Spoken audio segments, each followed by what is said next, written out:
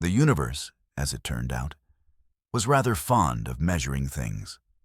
For a collection of sentient species that prided themselves on transcending primitive instincts, the various civilizations comprising the Galactic Cooperative spent an inordinate amount of time quantifying, ranking, and obsessively comparing themselves to one another. They had measurements for cognitive processing speed, measurements for diplomatic finesse, measurements for artistic merit, and measurements for approximately 6,000 other categories that somehow all managed to be simultaneously important and completely arbitrary. But there was one measurement that stood above all others in terms of prestige, military significance, and sheer unadulterated bragging rights: the Reflexive Response Index. The RRI, as it was known to those who enjoyed acronyms and efficiency, had been the gold standard for measuring combat readiness, threat assessment, and neural kinetic coordination across 47 member species for the better part of 8 centuries. It wasn't just a test. It was the test. The kind of benchmark that determined military placements, security clearances, and, perhaps most importantly, who got to feel smugly superior in the officers' mess hall. Station Kepler 9 housed the premier RRI testing facility in this entire sector of space. The station itself was an architectural marvel, a rotating torus of gleaming metal and crystalline viewports that orbited a blue giant star with the kind of mathematical precision that made astrophysicists weep with joy. The testing facility occupied the entire Gamma Wing, a sprawling complex of meditation chambers, neural optimization labs, and ceremonial preparation rooms that approached the whole business with the solemnity of a religious rite. Which, in a way, it was. The Quillari had dominated the RRI leaderboards for 200 years straight.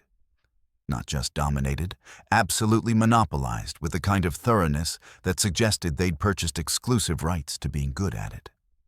With their 6 independently rotating eyes, distributed neural clusters, and evolutionary heritage as apex ambush predators on a world where everything wanted to kill everything else, the Quillari had evolutionary advantages that made the test seem almost unfair. Almost. Commander Vreth, current record holder and the Quillari military's finest example of what happened when genetics, training, and insufferable pride had a baby, stood in the observation gallery overlooking the main testing floor. His chitinous exoskeleton gleamed under the station's lighting, polished to the kind of shine that suggested either dedicated military discipline or a somewhat concerning level of vanity. His 6 eyes moved independently, tracking different aspects of the preparation below with the multitasking capability that made Quillari such effective military commanders. He was also, according to multiple species diplomatic reports, kind of insufferable about the whole thing. Another cohort of hopefuls. Vreth clicked, his translator rendering the sounds into galactic common with what could only be described as audible smugness. Perhaps this cycle will produce someone who scores within 20% of adequacy. Dr. Kolantha, the Cessarin scientist who oversaw testing protocols, made a gesture with her tertiary manipulator that might have been agreement or might have been the Cessarin equivalent of an eye roll. It was hard to tell with a species that communicated partially through chromatophore patterns. Her skin rippled with shades of professional patience, the kind of color combination that suggested she'd been dealing with Vreth's commentary for far too long. The Drenthi candidate showed promising precognitive latency in preliminary scans, she offered, her voice carrying the melodic quality of her species. And the Thorian delegation has sent their finest tactical prodigy. Promising, Vreth repeated, managing to inject the word with enough condescension to fill a cargo hold. How delightfully optimistic. What neither of them knew, what nobody in the facility knew really, was that this particular testing cycle was about to become significantly more interesting than any of them had bargained for. Humanity had joined the Galactic Cooperative 18 months ago, and the galaxy was still trying to figure out what to make of Earth's bipedal inhabitants. The initial surveys had been concerning.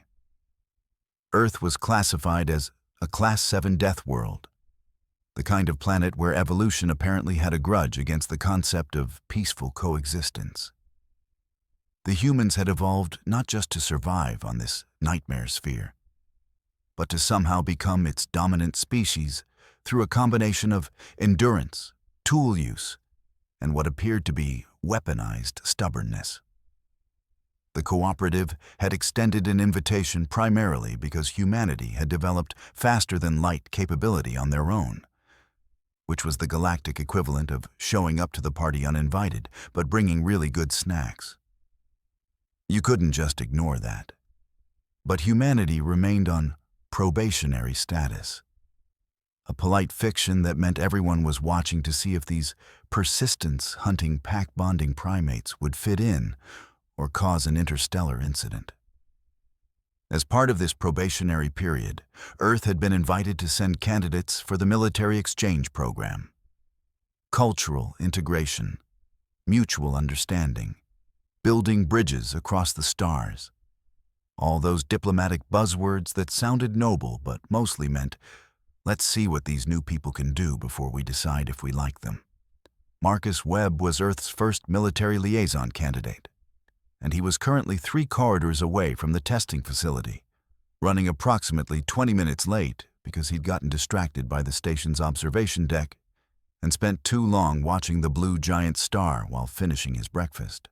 Marcus was not what the Galactic Cooperative expected from a military candidate. At 34, the former firefighter from Detroit had joined Earth's newly formed Space Force primarily because his brother had bet him he wouldn't, and Marcus had never been good at turning down a challenge. He had the build of someone who'd spent years hauling equipment up burning buildings. Broad shoulders, practical muscle, the kind of physique that suggested functional strength over aesthetic consideration. His dark hair was regulation short, mostly because he couldn't be bothered to maintain anything more complicated. His brown eyes held the particular brand of humor that came from someone who'd seen terrible things but refused to let it make him terrible. He also had absolutely no patience for bureaucratic nonsense, which was going to become relevant very shortly. Marcus rounded the corner into the testing facility's reception area, carrying a half-eaten breakfast burrito in one hand and a cup of coffee in the other. The coffee was from Earth. Real coffee. The kind that humanity had insisted on bringing to the stars because apparently faster-than-light travel was easier to accept than local beverage alternatives. The receptionist, a Metodian whose species resembled nothing so much as a very polite collection of crystalline structures, made a sound like wind chimes having an anxiety attack. Candidate Webb? The translator rendered their surprise clearly. Your preparation session began 18 minutes ago. The meditation chambers... Yeah, about that, Marcus said, taking a sip of coffee. I'm good. Where do I go for the actual test? The receptionist's crystals flickered through several colors that the translator declined to interpret, which usually meant something along the lines of profound confusion mixed with procedural distress. The preparation protocols are mandatory, Candidate Webb. Neural optimization, baseline establishment, ceremonial. I'm already optimized, Marcus said cheerfully, holding up the coffee. This is my neural optimization. Look, I appreciate the whole ritual thing you've got going on. But I did a test run through the prep materials last week. Seems like a lot of sitting quietly and thinking calm thoughts, which is great. But I'm pretty calm already. Can we just skip to the part where I do the thing? 3 minutes of increasingly desperate appeals to protocol later, Marcus found himself being escorted to the testing floor by a Metodian who had apparently decided that arguing with a human was above their pay grade. The observation gallery had already begun filling with the current cohort of candidates and various military officials who'd come to witness the proceedings. Commander Vreth's eyes tracked Marcus's entrance with the kind of attention a predator gives to something that doesn't quite fit the expected pattern. "The human," he observed, watching Marcus finish his burrito and crumple the wrapper into a disposal unit. "They sent only one?" "Earth's contribution to this cycle," Dr. Calantha confirmed, her chromatophores shifting to interested yellow-greens. "Their species only recently achieved interstellar capability. This is quite an honor for them." "He's eating," Vreth noted, as if this was somehow more shocking than anything else. "Humans consume nutrition frequently," Dr. Calantha said, consulting her datapad. "Every few hours, apparently. Something about their metabolic rate and persistence hunting evolution."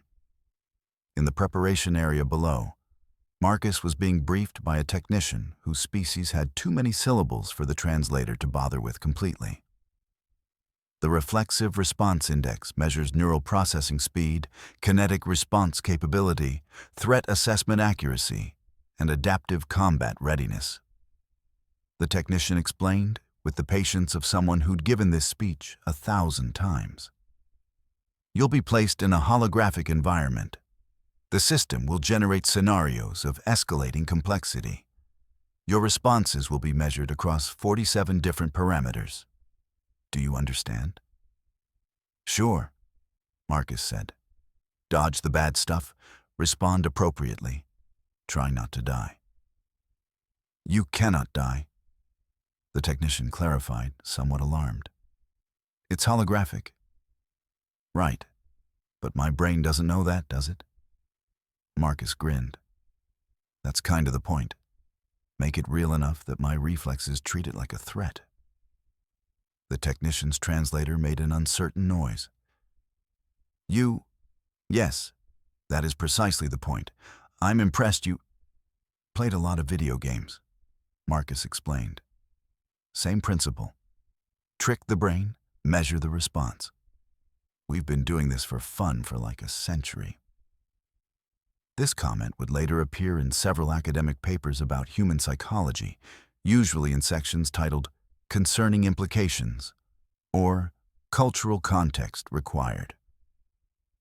The testing chamber was a sphere approximately 30 meters in diameter, its walls covered in holographic projectors capable of rendering environments with enough fidelity to fool most species' sensory apparatus. Marcus stepped into the center, rolling his shoulders and finishing the last of his coffee, which he handed to a very confused technician on his way past. In the observation gallery, the other candidates had gathered to watch. There was Keth, the Drenthi prodigy whose species possessed limited precognitive ability through quantum entanglement in their neural tissue. Beside him stood Yalara, a Thorian whose 4 arms and distributed nervous system gave her reaction times that had scored in the top 15 percentile. A Zenthari candidate whose name translated roughly to "swiftness in shadows," coiled in the corner, their serpentine body language suggesting focused attention. "The human looks relaxed," Keth observed, his prediction-capable neurons probably already running probability scenarios. "Too relaxed." "Ignorance," Vreth declared from his position at the gallery's center. "He doesn't understand what he's about to face." Dr. Calantha, who had spent the last week reviewing Earth's historical records and was considerably less certain about that assessment, kept her chromatophores carefully neutral. The test began simply, as it always did. A holographic projectile materialized, heading toward Marcus at what would be lethal velocity for most species. Standard response: dodge, calculate trajectory, maintain spatial awareness. Marcus leaned slightly to the left, barely moving his feet, and the projectile sailed past his ear with maybe 3 centimeters to spare. "Adequate," Vreth observed, though inefficient. He wasted no energy but showed no. The second projectile came from behind, a classic misdirection test. Most candidates took it in the shoulder blade, their sensors detecting the threat, but their bodies unable to respond quickly enough. Marcus pivoted on his heel, caught the projectile with one hand, and threw it back at the emitter with enough force that the system registered a direct hit on its own projection source. The observation gallery went quiet. "Did he just—" Yalara began, her forearms tensing with confusion. The test escalated. Multiple projectiles, various angles, requiring three-dimensional spatial awareness and prioritized threat response. Standard procedure: take the least dangerous hits, dodge the critical threats, maintain defensive positioning. Marcus didn't maintain defensive positioning. He moved through the barrage like water flowing around rocks, his body seeming to know where each projectile would be before it fully materialized. He didn't look frantic or even particularly rushed. It was almost casual, the way someone might navigate through a crowded sidewalk, anticipating the flow of traffic through tiny environmental cues most beings wouldn't consciously register. His neural processing readings are...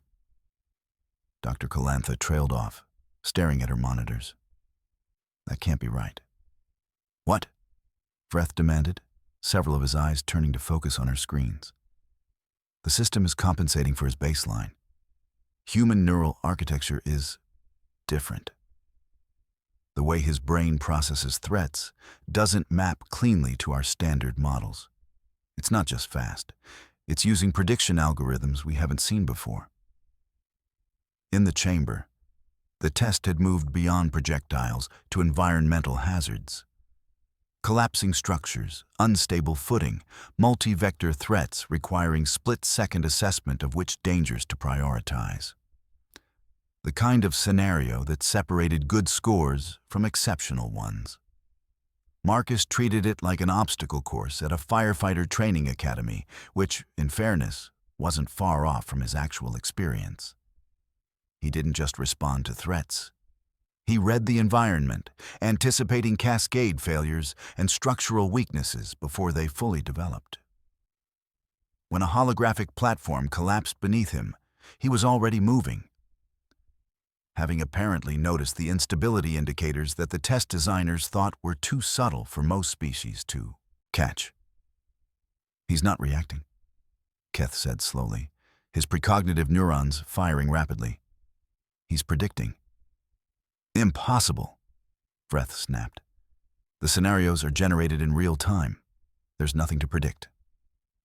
"Then explain how he moved before that support beam collapsed," Yalara pointed out. He was already in motion. The test escalated again, more aggressively than usual. The system's adaptive AI had detected that its current difficulty level wasn't providing adequate challenge. It generated a complex combat scenario.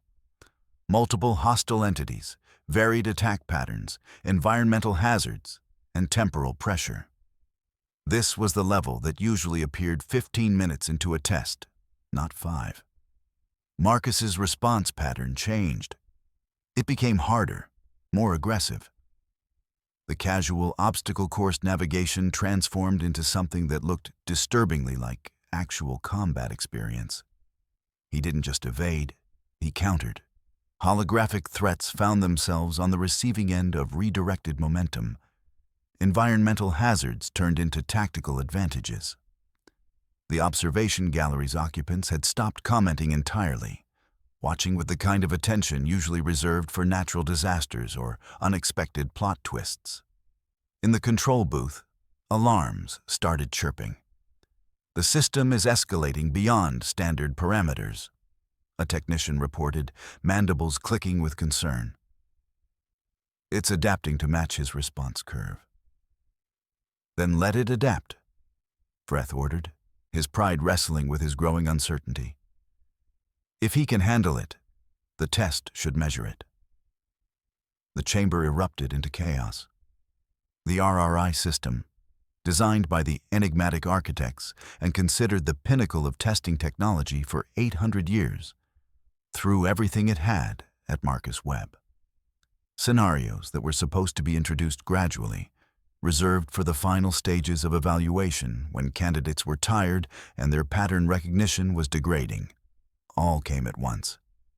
Marcus stopped looking casual. His movements became tighter, more efficient. The humor left his expression, replaced by the kind of focus that came from years of running into burning buildings when everyone else was running out. This was muscle memory. Pattern recognition honed not in military academies, but in environments where hesitation meant death and overthinking could kill you as surely as any fire. He was fast, not just by human standards, fast by galactic standards, which shouldn't have been possible given humanity's relatively recent emergence onto the interstellar stage. But speed alone wasn't what was breaking the test. It was the way he moved, the way his brain processed threats. Humans, it turned out, had evolved on a planet that was actively trying to kill them in approximately 60 different ways simultaneously. Their pattern recognition wasn't specialized for one type of threat like most species. It was generalized, adaptive, capable of applying lessons learned from one danger to completely different situations. The same neurological architecture that let ancient humans track prey across changing terrain, predict weather patterns, navigate social politics, and remember which plants were poisonous all work together when processing combat scenarios. The RRI system had never encountered anything quite like it. His score is approaching Vreth's record, Dr. Calantha announced, her chromatophores flashing colors that suggested she couldn't quite believe what she was saying.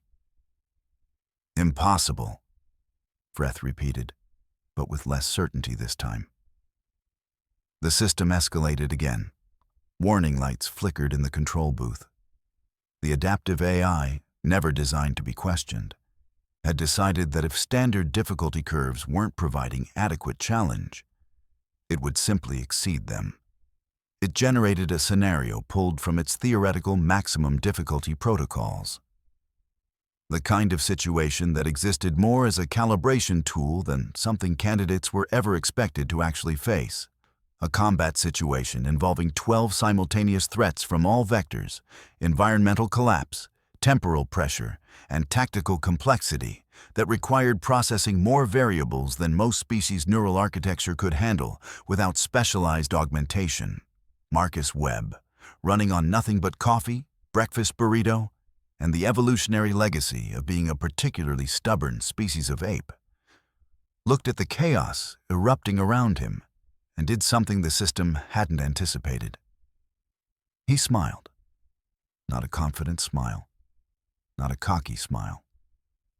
The kind of smile that said, well, this is ridiculous, but okay, let's see what happens.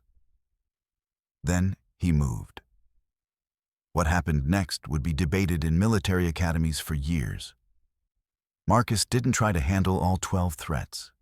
He identified the 3 that mattered, the ones that would cascade into solving the others.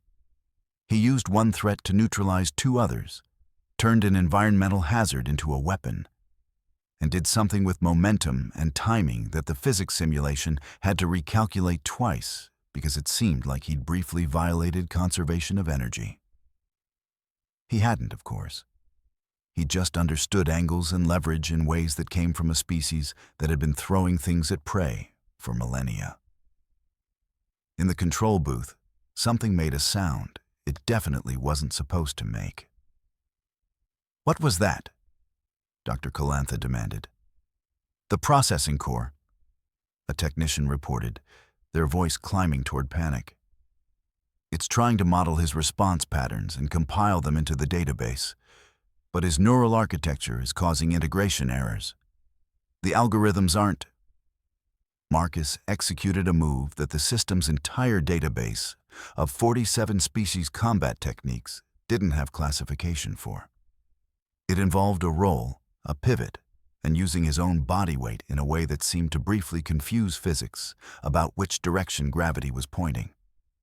The alarms got louder. Smoke began rising from one of the primary processing units. Shut it down, Dr. Calantha ordered.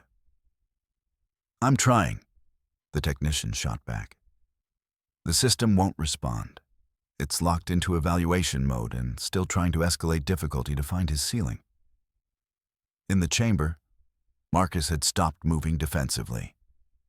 He was adapting faster than the test could escalate, his brain somehow making intuitive leaps that bridged gaps in his training through sheer pattern recognition capability. The test had become less about measuring his reflexes and more about a very expensive piece of equipment having what could only be described as an existential crisis. "Emergency shutdown," Dr. Calantha commanded, slamming her manipulator on the override panel. The holographic scenario collapsed mid-threat. Marcus stumbled slightly as the enemy he'd been dodging suddenly ceased to exist, caught off balance by the absence of expected stimuli. He stood in the center of the chamber, breathing hard, looking around in confusion as sparks rained from several of the wall-mounted projectors. Emergency lighting activated. Fire suppression systems deployed, filling the control booth with foam that was probably excessive for what amounted to an overheated processor. But nobody was taking chances with equipment that cost more than most planetary defense budgets.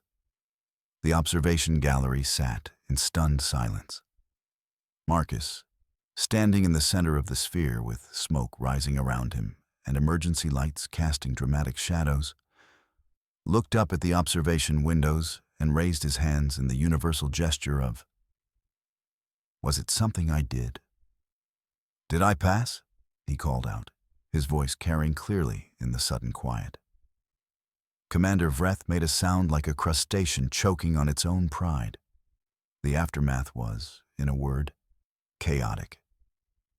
Technicians swarmed the testing chamber with the kind of urgent purpose usually reserved for emergency medical responses. Dr. Calantha stood in the ruins of her control booth, surrounded by foam and sparking equipment, staring at her datapad like it had personally betrayed her. "The preliminary data," she said slowly, before the system crashed entirely, showed neural processing scores 43% above the previous record.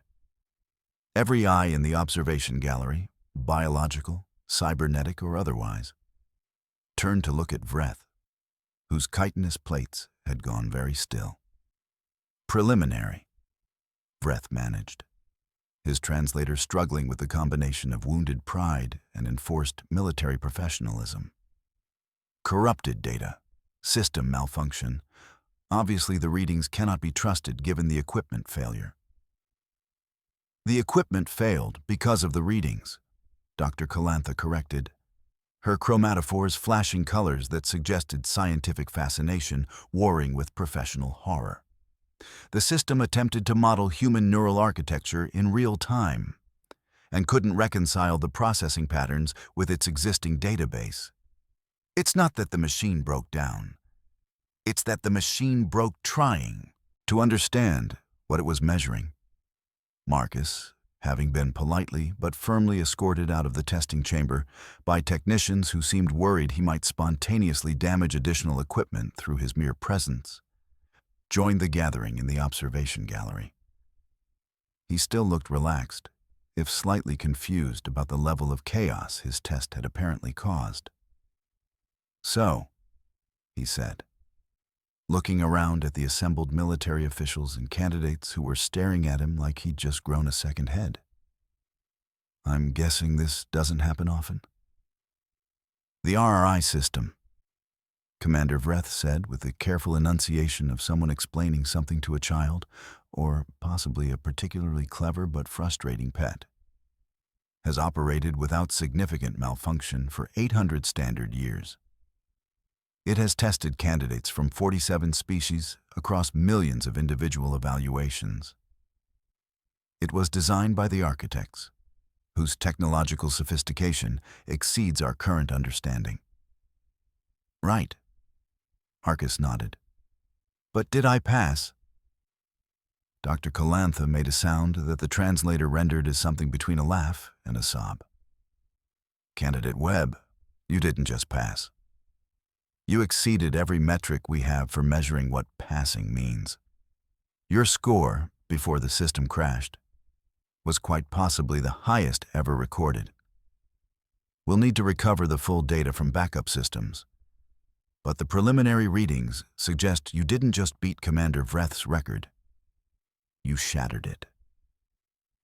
Vreth's 6 eyes all focused on Marcus with an intensity that would have been threatening if it wasn't so thoroughly mixed with confusion. How? How what? Marcus asked. How did a species that achieved space travel only decades ago produce a candidate who exceeds the capabilities of civilizations that have been perfecting military training for millennia? Your planet is a recent addition to the cooperative.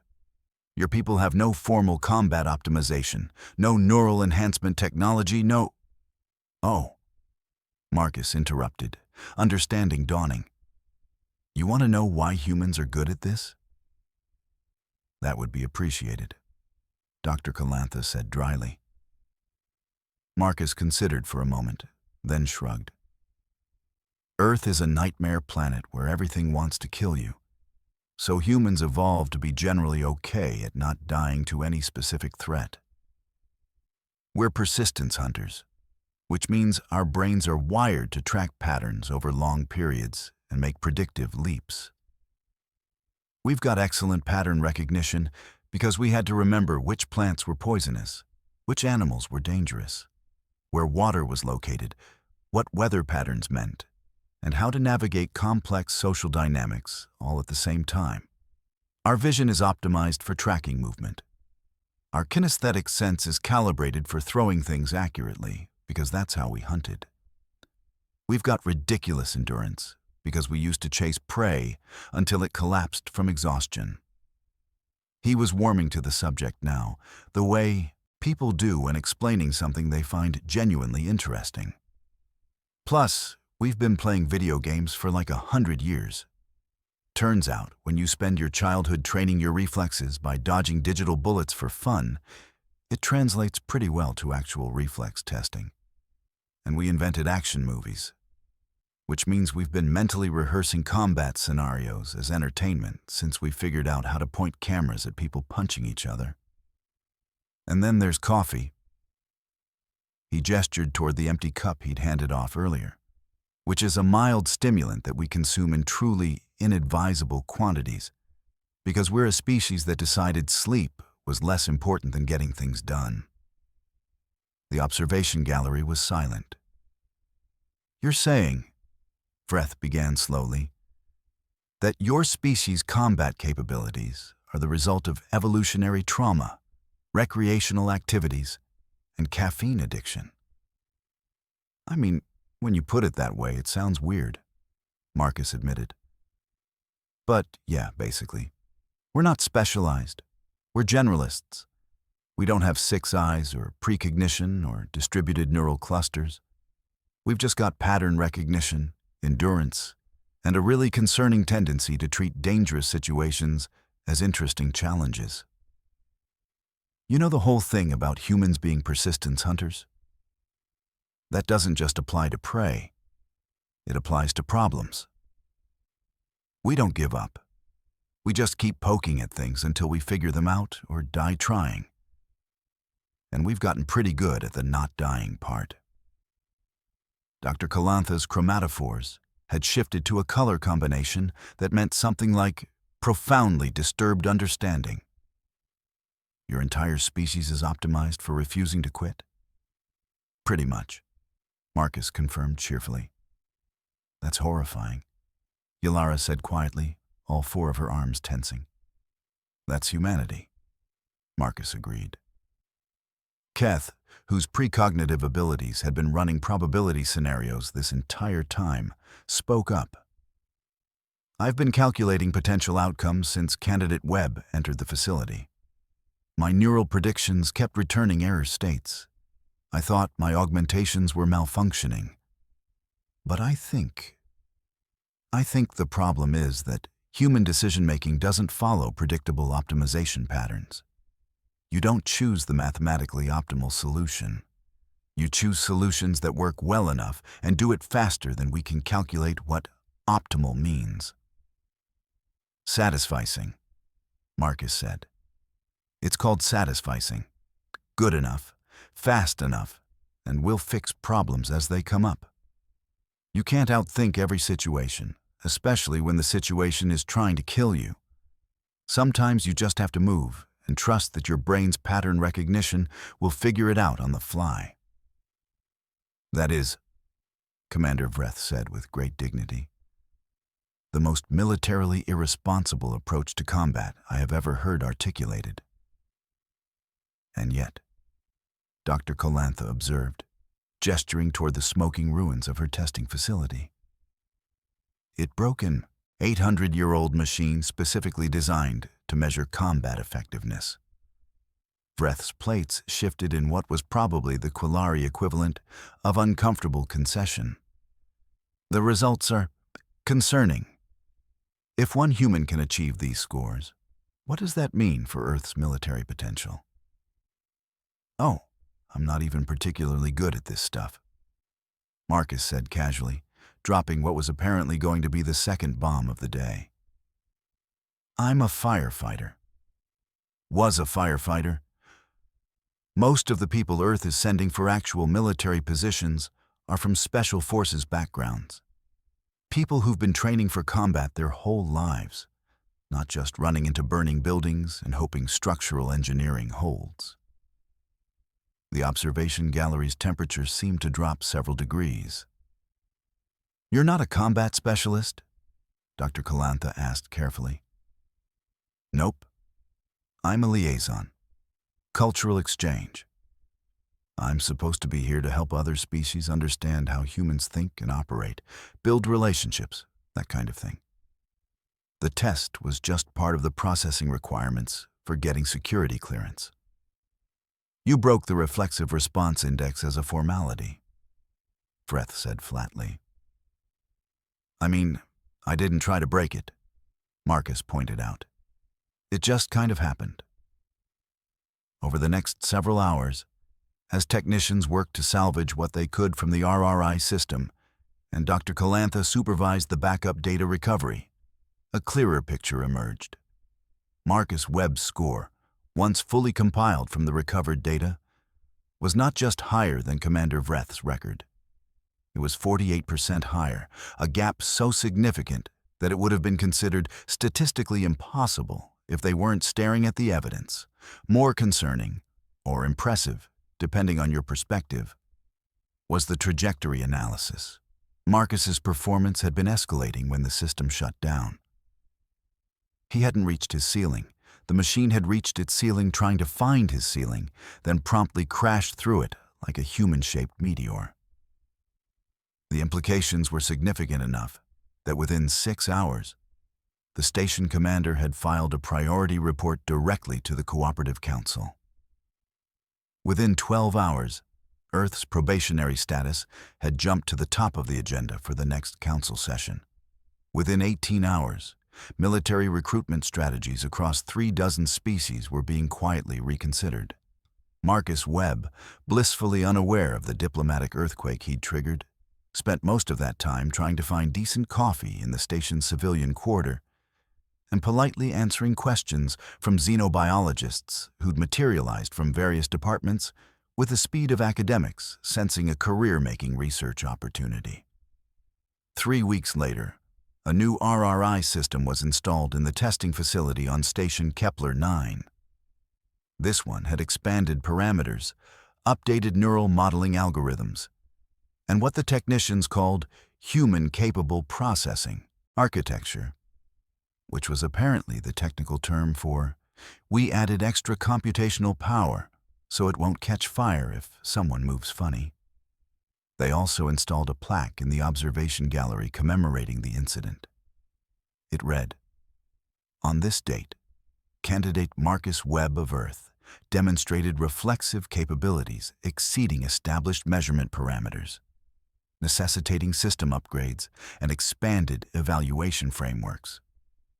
His achievement stands as a reminder that the universe always has room for surprise, and that assumptions about capability should be tested before being treated as fact. Below that, in slightly smaller text, also, the machine is really expensive, so please don't break it again. Marcus's name was, in fact, spelled correctly on the plaque, though this was only after 3 revisions, because the Galactic Common Alphabet kept trying to add extra vowels that didn't exist in English.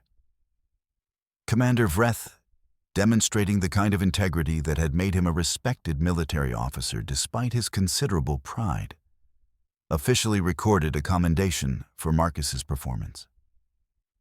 He also quietly increased his own training regimen, because while pride might be wounded, professionalism demanded excellence, and excellence apparently required adapting to the new benchmark. Dr. Calantha published 7 papers on human neural architecture over the following year, 3 of which won prestigious academic awards, and one of which was titled Satisficing as Military Strategy: Why Humans Don't Optimize and Why It Works Anyway. Earth status in the Galactic Cooperative underwent rapid reassessment. The probationary period was quietly shortened. Military exchange programs were expanded. And somewhere in the bureaucratic machinery of interstellar government, someone updated humanity's file with a note that would influence policy for decades to come. Capable of exceeding established parameters through unconventional approaches. Recommend treating capability assessments as minimum baselines rather than maximum projections. Also, their coffee is startlingly effective. Consider acquisition for military applications. Marcus Webb continued his work as a cultural liaison, building relationships and helping various species understand human psychology, capabilities, and the peculiar tendency of his species to treat problems like interesting puzzles rather than insurmountable obstacles. He became something of a minor celebrity, the human who broke the unbreakable test, though he mostly used this fame to get better coffee imported to the stations he visited. When asked about the incident in interviews, he typically shrugged and said something like, "I just did what made sense. Not sure why everyone's so surprised." This response, consistently repeated across dozens of interviews, eventually made it into xenopsychology textbooks as a perfect example of human perspective on their own capabilities. Genuinely unaware of how unusual they were, simply because, from their point of view, surviving and adapting was just what you did. The universe, it turned out, was still fond of measuring things. But after Marcus Webb's test, there was a growing understanding that maybe, just maybe, the measurements needed to account for the possibility that some species didn't fit neatly into established categories. That evolution was creative in ways that 800 years of standardized testing couldn't always predict. That the new species with the caffeine addiction and the concerning optimism might have capabilities that didn't show up on preliminary scans. And that when you invited humanity to the galactic stage, you should probably expect them to rewrite a few assumptions along the way, even if it meant upgrading all your testing equipment in the process. Somewhere in the files of the Galactic Cooperative, in a section marked Species Reassessments and Updated Projections, there was now a human-specific addendum to capability documentation. It was brief, added by an analyst with an appreciation for efficiency and a sense of humor. Standard assessment protocols insufficient. Recommend direct observation. Expect unexpected outcomes. Have fire suppression ready. And in the margins, in someone's handwriting, a single additional note. Seriously, so much fire suppression.